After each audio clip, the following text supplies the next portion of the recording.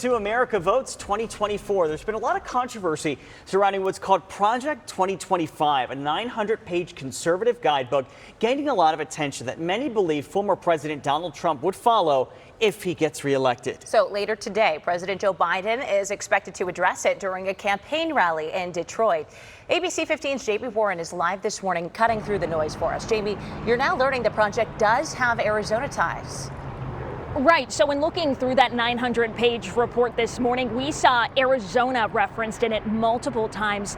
And we wanted to listen to one of our ABC 15 viewers because she wrote into us asking for us to look deeper into this report and what exactly it would mean for her family or families like hers if the policies written in this report were to go into effect. So one of the big things that I saw mentioned in the report this morning was that they would be looking to essentially eliminate the Department of Education and that every parent should have access to ESA funding. So that is money from taxpayers that can be used if parents homeschool or if their kids attend private school. And it's something that here at ABC 15 we have covered extensively as concerns have been raised about what that money is actually being spent on.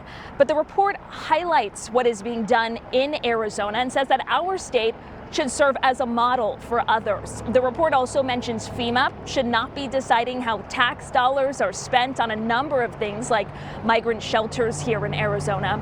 And when it comes to abortion, the report states that the next president should vigorously comply with statutory bans when it comes to federally funding it. Trump has said that he knows nothing about Project 2025, but it was written as a guide point for the next conservative president. And a lot of what's in it aligns with what Trump has stood for. The restrictions on abortion, however, go much further than Trump has said that he would go if reelected. Some people could look at this plan and say, well, this is just the stuff that conservatives say all the time. What makes this different is how they're going to undermine our democracy and gut our checks and balances to get that done. So while Trump is distancing himself from it, watchdog groups say that 80% of Project 2025's contributors are actually former Trump staffers. And when looking at the authors this morning, we saw that one of the authors is also a graduate of NAU here in Arizona. Now, we know there's a lot more in this report that we didn't have a chance to get to this morning, but we have the entire copy of the report. It's actually linked under this story right now. Just head on over to abc15.com/elections. I'll send things back to you.